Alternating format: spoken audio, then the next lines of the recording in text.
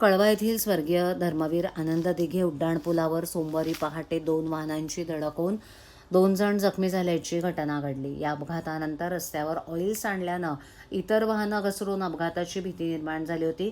तसंच या अपघातामुळे येथील वाहतूक काही काळ विस्कळीत झाली। अपघातग्रस्त वाहन रस्त्याच्या बाजूला करण्यात आलं असून हा रस्ता वाहतुकीसाठी मोकळा करण्यात आलाय।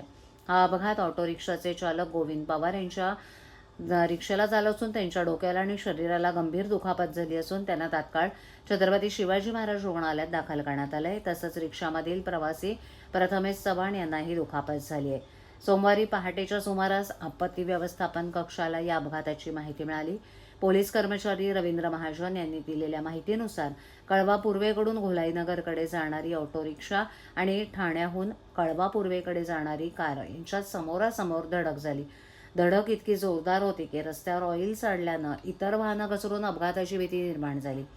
या अपघातात ऑटो रिक्षाचे चालक गोविंद पवार यांच्या डोक्याला आणि शरीराला गंभीर दुखापत झाली असून त्यांना तात्काळ रुग्णालयात दाखल करण्यात आले। अपघाताची माहिती मिळताच खारेगाव पोलीस आणि आपत्ती व्यवस्थापन कक्षाचे कर्मचारी घटनास्थळी दाखल झाले।